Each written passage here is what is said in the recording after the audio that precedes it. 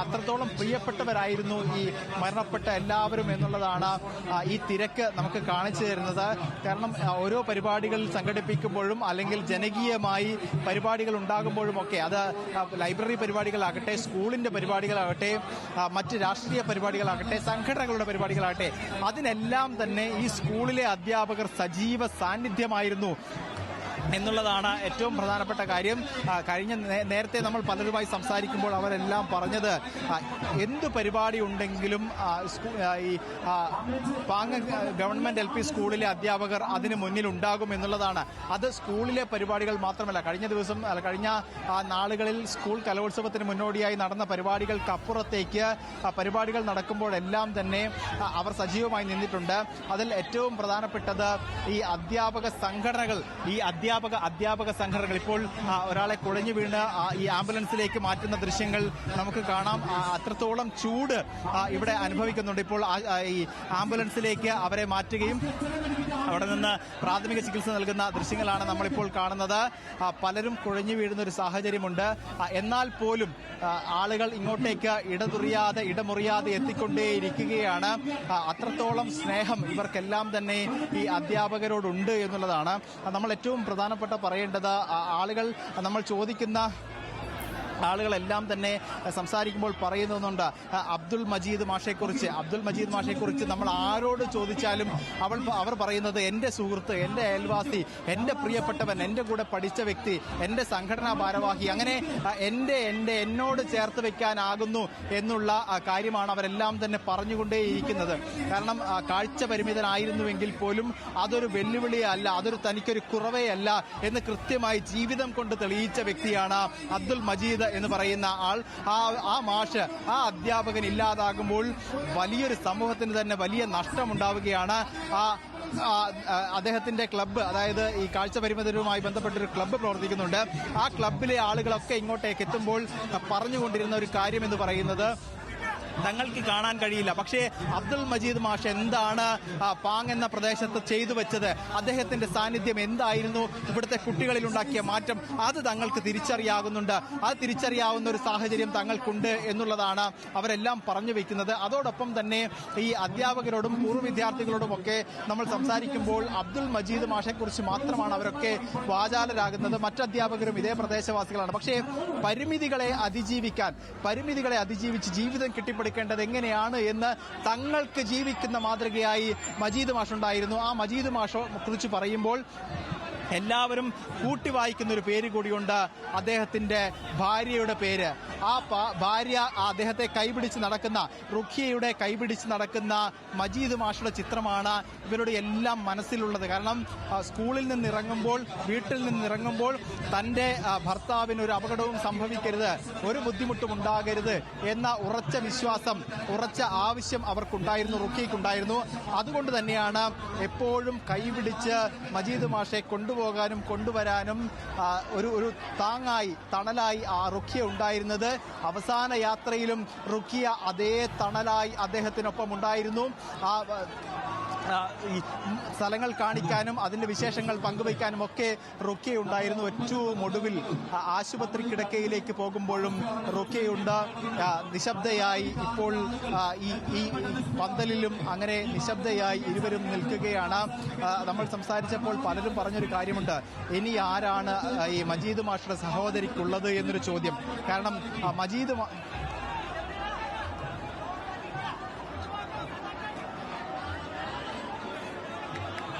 തരീഷ തുടർന്നോളൂ.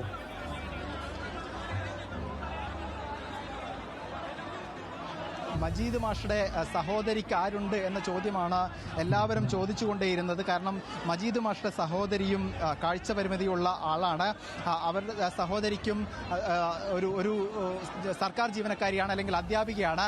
ആ അധ്യാപികയ്ക്ക് എല്ലാ പ്രേരണയും നൽകിക്കൊണ്ടിരുന്നത്, കൂടെ താമസിപ്പിച്ച് പഠിപ്പിച്ചിരുന്നത്, അതോടൊപ്പം തന്നെ എല്ലാ സഹായങ്ങളും ചെയ്തുകൊണ്ടിരുന്നതുമൊക്കെ ഈ മജീദ് മാഷായിരുന്നു. അപ്പോൾ ഇനി ആരാണ് ഈ സഹോദരിക്കുള്ളത് എന്ന ചോദ്യമാണ് അവരെല്ലാം മുന്നോട്ട് വെച്ച ആശങ്ക. അതോടൊപ്പം തന്നെ മറ്റ് പല അധ്യാപകരുടെയും വീടുകളിൽ ഇപ്പോഴും പറഞ്ഞിട്ടില്ല എന്നുള്ളതാണ്. കാരണം അവരുമായി ബന്ധപ്പെട്ട കാര്യങ്ങൾ, അതായത് റംലയാവട്ടെ, പാചക തൊഴിലാളിയായ സാജിദയാവട്ടെ, നിലവിൽ ഉള്ള ആശ ടീച്ചറുടെ വീടുകളിൽ പോലും ഇവരൊന്നും തന്നെ അവരുടെ മാതാപിതാക്കളോട്, പ്രായമായ മാതാപിതാക്കളോട് ഈ കാര്യം അവതരിപ്പിച്ചിട്ടില്ല. കാരണം ഒരു അപകടം സംഭവിച്ചിട്ടുണ്ട്, അപകടത്തിൽ അല്പം പരിക്കേറ്റിട്ടുണ്ട് എന്ന് മാത്രമാണ് പലരോടും ആ കുടുംബത്തോടൊക്കെ പറഞ്ഞിട്ടുള്ളത്. അതിനപ്പുറത്തേക്ക് ഏതെങ്കിലും ഒരു കാര്യം, തങ്ങളുടെ പ്രിയപ്പെട്ട മക്കൾ മരണപ്പെട്ടു എന്ന കാര്യം ഇതുവരെ ആരും പറഞ്ഞിട്ടില്ല. അത് എത്രത്തോളം അവർക്ക് താങ്ങാനാകും എന്ന കാര്യം ഇപ്പോഴും സംശയമുണ്ട്. ഇപ്പോഴും അവസാന ആളുകൾ, അല്ലെങ്കിൽ ആ ക്യൂ നിന്ന ഏറ്റവും അവസാനത്തെ ആളുകളിലേക്കും ഇപ്പോൾ പൊതുദർശനം നീങ്ങുകയാണ്. മുഴുവൻ ആളുകളെയും കാണിക്കും എന്നുള്ളതാണ്. ഒരുപക്ഷെ 5 മിനിറ്റ് കൊണ്ടുകൂടി പൂർത്തിയാക്കുക എന്നൊരു നിർദ്ദേശമാണ് ഇപ്പോൾ നൽകിയിരിക്കുന്നത്. കാരണം നേരത്തെ നിരവധി ആളുകൾ ഉണ്ടായിരുന്നു, പക്ഷേ ഇപ്പോൾ ആ ക്യൂ ചെറുതായിക്കൊണ്ടിരിക്കുകയാണ്. പലരും വീടുകളിലേക്ക് മടങ്ങിയിട്ടുണ്ട്. അതോടൊപ്പം തന്നെ തങ്ങളുടെ പ്രിയപ്പെട്ട അധ്യാപകരുടെ വീടുകളിലേക്ക്, സംസ്കാരം നടക്കുന്ന വീടുകളിലേക്ക് അവർ മടങ്ങിയിട്ടുണ്ട്. അതുകൊണ്ട് തന്നെ സ്കൂൾ മുറ്റം, അതായത് ഈ ഗ്രൗണ്ട് അല്പം ശൂന്യമായിരിക്കുന്നു. പക്ഷേ എങ്കിൽ പോലും ഒരു തരത്തിലുള്ള വീഴ്ചയും ഈ വളണ്ടിയർമാരുടെ ഭാഗത്തുനിന്നുണ്ടായിരുന്നില്ല. കാരണം അവർക്ക് നിയന്ത്രിക്കാവുന്നതിനപ്പുറമായിരുന്നു അണപൊട്ടിയൊഴുകിയ ജനം എന്ന് വേണമെങ്കിൽ അത് കൃത്യമായി അങ്ങനെ തന്നെ പറയണം. കാരണം നമ്മൾ നേരത്തെ കണ്ടതാണ്, ഈ മൃതദേഹം ഇങ്ങോട്ടേക്ക് കൊണ്ടുവരുന്നതിന് മുൻപ് തന്നെ ഗ്രൗണ്ടിൽ മുഴുവനായി ആളുകൾ നിൽക്കുകയും ഈ ബിൽഡിങ്ങിന് മുകളിലേക്ക് പോലും ആളുകൾ കയറി നിൽക്കുകയും ഒക്കെ ചെയ്യുന്ന ഒരു സാഹചര്യം ഉണ്ടായിരുന്നു. അത് മണിക്കൂറുകൾ നീണ്ടു. ഒരുപക്ഷെ 9 മുതൽ 10 വരെ എന്നൊരു സമയമായിരുന്നു നിശ്ചയിച്ചിരുന്നത്. പക്ഷേ അതിനപ്പുറത്തേക്ക് സമയം നീട്ടേണ്ട ഒരു സാഹചര്യമൊക്കെ ഉണ്ടായിരുന്നു. പക്ഷേ അതിനെല്ലാം അതിജീവിച്ചുകൊണ്ട് കൃത്യമായി സമയബന്ധിതമായി ഒരുപക്ഷെ ഒരു 15 മിനിറ്റ് മാത്രമാണ് നീട്ടേണ്ടി വന്നിരിക്കുന്നത്. ആ നീട്ടിയ സമയത്തിനപ്പുറത്തേക്ക് പോകേണ്ടതില്ല എന്നൊരു തീരുമാനം. കാരണം ഇന്നലെയാണ് മരണം സംഭവിക്കുന്നത്. അതിനുശേഷം മൃതദേഹം പോസ്റ്റ്മോർട്ടം ചെയ്തിട്ടുണ്ട്. ആ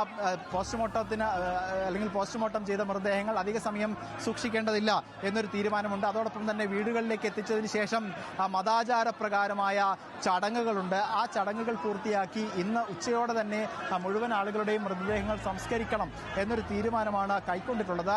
അതുകൊണ്ട് തന്നെയാണ് ഈ അതിവേഗം മുഴുവൻ ആളുകളെയും ഈ കാണിച്ച് പൊതുദർശനം പൂർത്തിയാക്കി ഈ ചടങ്ങുകൾ അവസാനിപ്പിച്ച് തിരിച്ച് വീടുകളിലേക്ക് കൊണ്ടുപോകണം എന്നൊരു തീരുമാനം കൈക്കൊണ്ടിരിക്കുന്നത്. എന്തായാലും ഇപ്പോഴും ആളുകൾ വന്നുകൊണ്ടേയിരിക്കുന്നു എന്നാണ് നമുക്ക് മനസ്സിലാകുന്നത്. പോലീസിന്റെയും ഒപ്പം തന്നെ മറ്റ് സംഘടനകളുടെയും ഒക്കെ ഔദ്യോഗികമായി അവരും ഈ 9 പേർക്കും യാത്രാമൊഴി ഏകുന്ന ചടങ്ങിലേക്കാണ്. കാരണം ഇനി സംഘടനകൾക്ക്, അതായത് ഈ ആളുകളെ മുഴുവൻ പൂർത്തിയാക്കിയാൽ മറ്റ് സംഘടനകൾക്ക്, അധ്യാപക സംഘടനകൾ, അതോടൊപ്പം തന്നെ പ്രദേശത്തെ സാമൂഹ്യ സാംസ്കാരിക സംഘടനകളുണ്ട്. ആ സാമൂഹ്യ സാംസ്കാരിക സംഘടനകളിലെല്ലാം തന്നെ ഇവരെല്ലാം സജീവമായിരുന്നു. ഈ പ്രദേശത്തെ അധ്യാപകരൊഴികെ ബാക്കി എല്ലാവരും തന്നെ ഈ സംഘടനകളിലെല്ലാം സജീവമായിരുന്നു. ആ സജീവമായതുകൊണ്ട് തന്നെ അവരെല്ലാം ഏറ്റവും അവസാനമായി അന്തിമോപചാരം അർപ്പിക്കാൻ എത്തേണ്ടതുണ്ട്. അപ്പോൾ ഈ മുഴുവൻ ആളുകളും കണ്ടതിന് ശേഷം സാമൂഹ്യ സാംസ്കാരിക രംഗത്തെ സംഘടനകൾക്ക് അന്തിമോപചാരം അർപ്പിക്കാൻ, അതിന്റെ ഭാരവാഹികൾക്ക് അന്തിമോപചാരം അർപ്പിക്കാനുള്ള അവസരമുണ്ട്. അതോടൊപ്പം തന്നെ ജില്ലാ ഭരണകൂടത്തിന്റെയും അതോടൊപ്പം തന്നെ പോലീസ് ഉൾപ്പെടെയുള്ള വകുപ്പുകളുടെയും വിദ്യാഭ്യാസ വകുപ്പിന്റെ റീത്ത് നേരത്തെ മന്ത്രി വി ശിവൻകുട്ടി സമർപ്പിച്ചിട്ടുണ്ട്. പക്ഷേ DD ഉൾപ്പെടെയുള്ളവരുടെ, വിദ്യാഭ്യാസ ഓഫീസർ ഉൾപ്പെടെയുള്ളവരുടെ അന്തിമോപചാരം അല്പസമയത്തിനകം തന്നെ നടക്കും.